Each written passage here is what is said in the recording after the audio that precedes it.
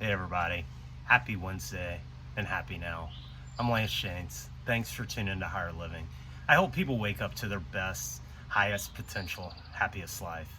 So today I want to talk about something that I've kind of spent a lot of time in. And it's something that a lot of people face over their course of their life and part of the awakening process. And I think that's what's going on.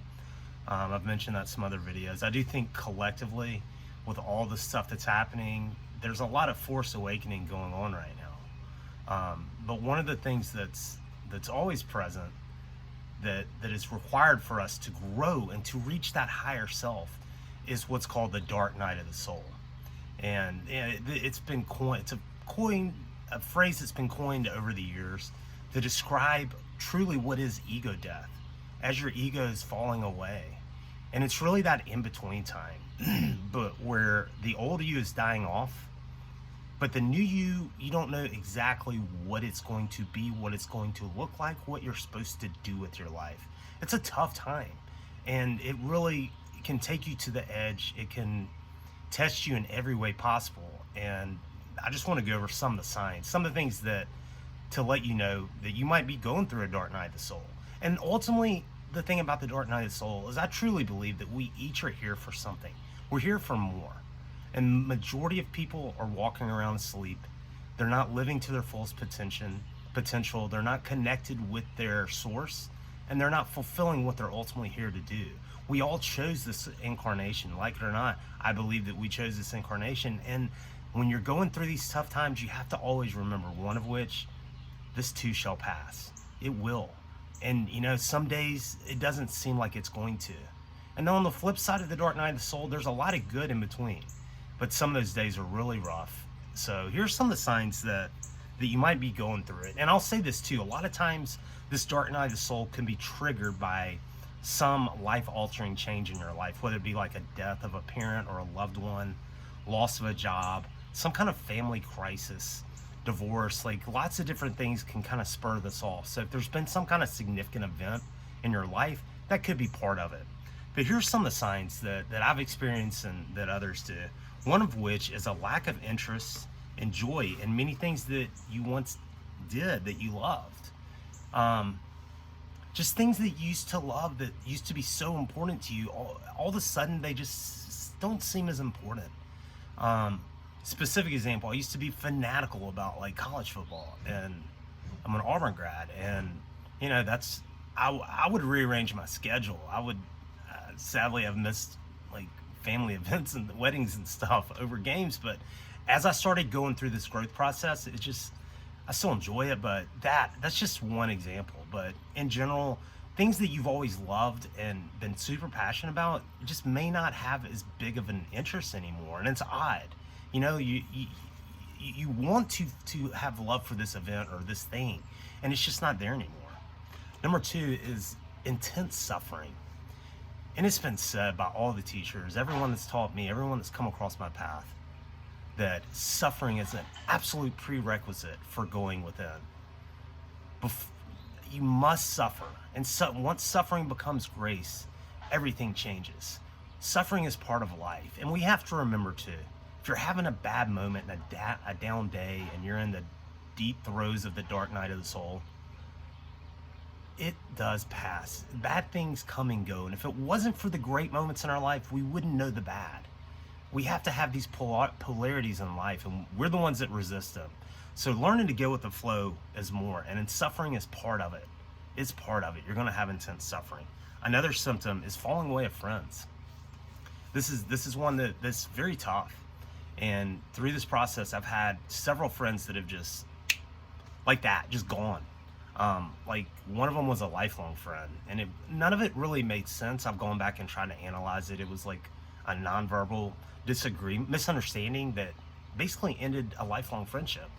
But the way that I see it is, as we evolve, as we change, we don't resonate with people. Maybe people are at different paths. We're all on the same journey, but everyone's at different paths. And it doesn't mean that friend and other friends may not come back around, but it's definitely a sign of this process. You're going to lose some people in your life that have been important to you maybe for a good reason, maybe for no reason. People are going to fall away. Another is a deep feeling of being stuck and lost in life. Like, you're going to question, why am I alive? What the hell am I here for? What am I doing? What am I supposed to do? It's very, very common to have those feelings during the dark night of the soul. Another is a sudden shift in your job or career or interests. Personal example, I'm one of the lucky ones. I can go back to January 2011. It was my biggest awards night. I was in medical device sales. I was on stage like 4 times, won all these trophies, Rolex, trip to Grand Cayman, all this stock, all these things that were at the top of the hill, man. Like, that was it. And I knew at that moment something changed in me, and I just knew at that time that's not it anymore. That's not what's important to me. I had a deep knowing then, and I kept trying to put the square peg in the round hole in subsequent jobs because that was fear that was keeping me there. And as I kept trying to do that, it didn't work. I was trying to be inauthentic. So that changed in me. It's not that I lost the ability to do it. It's the person that I've become is no longer aligned with that. So that's very common. A lot of times people either walk away from a job or feel very led to, and it's almost to the point, and it's not about you don't want to do your job. It's like you can't. There's something inside you. You know there's more. You know there's so much more, and you know there's more for you. And once you're in that misalignment, sometimes it can happen quickly, but that's a very common symptom that whatever you've been doing with your life, all of a sudden, that's not in anymore. And that's another thing I'd written that I just kind of mentioned is you have a deep knowing. I've had this knowing for years, even before the really dark night of the soul. Like, I've just had something inside of me, a voice, something that lets me know I'm here for something different, something bigger, something in some way that I can help other people. And a lot of times it's going to be unclear. So you have to do these things along the way to try to help that out and allow that, whatever that is, to surface. But it's a tough part of the dark night of the soul because you're not always going to have answers, but you have that deep knowing that there's more. Another is just a general overall feeling, I should be happier.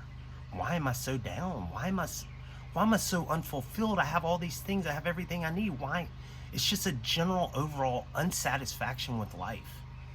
And you know, like, you question yourself, like, I should be happier. I should, but you're not. That's just another sign. Another is change in diet, even purge. When I say purge, like, some people physically throw up, start having, times where they purge certain foods. And I do think that our bodies change as we go through that dark night of the soul. I've been led to healthier foods, more living foods, drink more water, exercise more. And certain foods that I used to love, I just feel like crap after I eat them. And that's a very common thing that you might have changes in your diet. And there's days, sometimes it'll be like 2 in the afternoon and I haven't had an appetite. I don't know. It's just, there's definite dietary and, changes as far as your food and eating is concerned during the dark night of the soul. Sleep patterns is another thing. Fortunately for me, I sleep really good, but there are times that I haven't. But a lot of people just experience sleep disruptions during the dark night of the soul. Another is you start to question things more. You start to question things that have always been key in your life, and part of that is that ego death. You might question your religion, your faith. You might question a lot of things in life and really want to know, why do I believe what I believe? Is this really true? It's through this process that I did a lot more understanding and a lot more research on my own and grew a lot. And the next thing is you might have a change in resonating with a different religious philosophy. I was raised Christian, and I got really pulled to, like, the Tao Te Ching and Hinduism and a lot of Eastern philosophy, Buddhism. Those type things drew me in. And honestly, they've taught me more about Christ and his teachings and the Bible than anything else. And I think that's been a huge benefit for me. But if you're feeling pulled to different religions, maybe questioning your faith that you came up in, is perfectly normal and part of this process. So Just understand that. And I guess another one is like your idea of success changes. What you view as successful probably is going to shift during this dark night of the soul. The things that used to strive for may not matter anymore. So these are just symptoms that I've faced personally. There's others out there, but a lot of times when you're going into this dark night of the soul for the first time, you just feel like your life's falling apart. It's scary. It can be brutal. It's suffering, loneliness, sadness, despair, hopelessness. It's a tough time, but if you're starting to feel some of these things, you just might be going through the dark night of the soul. So hang in there. It's happening for a reason. We signed up for this. And one of the best pieces of advice that I saw from someone else, it was on a YouTube video about how to, when we're in this dark night of the soul, and I want to do a video on some things that can help, but one of which is to ask your question. Ask yourself this question. If this situation were to go on forever, what characteristics would I need to make it? Peace of mind, strength. And when you start focusing on that, for one, it's not going to last forever. Nothing lasts forever. This too shall pass. This is going to pass.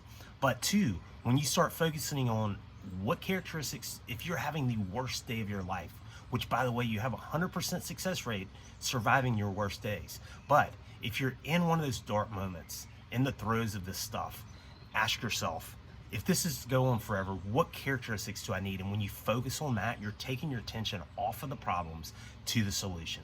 So anyway, I hope everybody enjoyed this. I just want to share it because it's something that I've gone through. And let me tell you, 2 days ago, I had a hella dark night of the soul day. Just one of those days of just despair. What's my purpose?